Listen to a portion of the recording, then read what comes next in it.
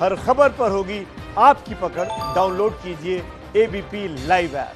Cyclone Nisarga को लेकर NDRF पल पल की अपडेट ले रहा है। हमारे साथ बात करने के लिए एनडीआरएफ के डीजी एसएन प्रधान साहब। प्रधान साहब, क्या प्रिकॉशंस लिए जा रहे हैं और क्या हालात हैं अभी?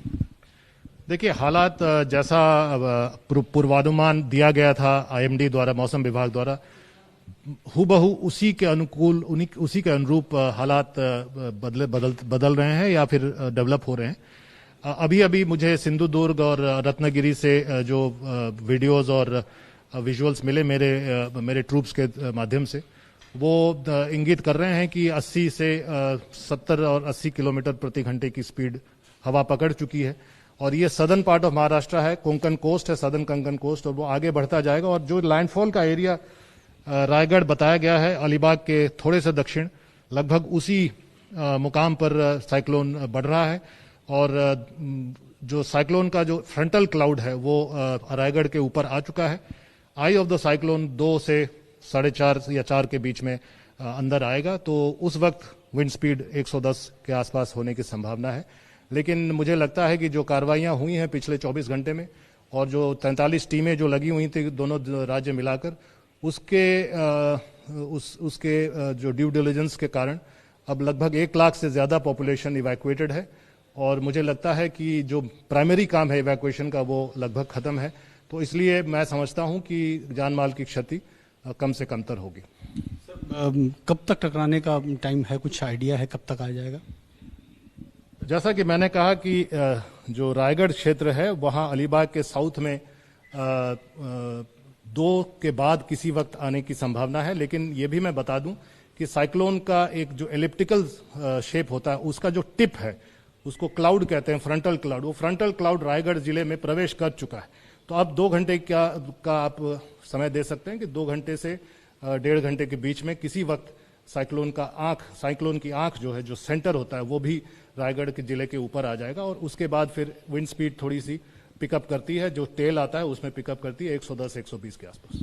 सर, अभी 10 दिन पहले ये एम्फम को हम लोगों ने देखा, और एम्फम के बाद अब ये निसर्ग, क्या एम्फम से ज्यादा खतरनाक है ये निसर्ग? अगर आप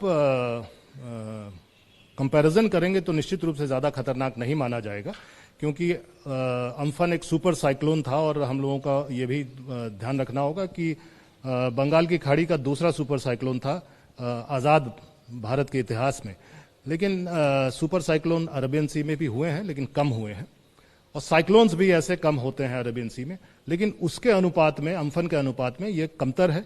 लेकिन मैं इसको ऑलवेज क्वालिफाई करना चाहता हूं कि साइक्लोन अपने आप में खतरनाक होता है, चाहे वो किसी भी कंपैरिजन का लिया गया हो।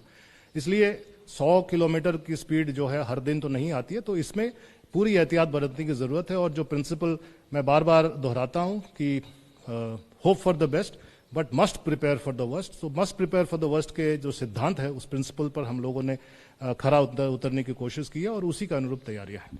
बॉम्बे जो कि हमारी आर्थिक राजधानी कही जाती है, और बॉम्बे का बहुत सारा इलाका तटीय इलाका है, और खासकर परमाणु केंद्र जैसे महत्वपूर्ण जो बिल्डिंगें हैं वो भी तटीय इलाकों में हैं। तो क्या परमाणु केंद्र से रिलेटेड कोई जानकारी है? कितना नुकसान वहाँ भी नुकसान हो सकता है? वहाँ के लोगों से कुछ बात हुई, या ऐसे और भी जो संस्थान है उन लोगों से बातचीत आपकी हो रही है?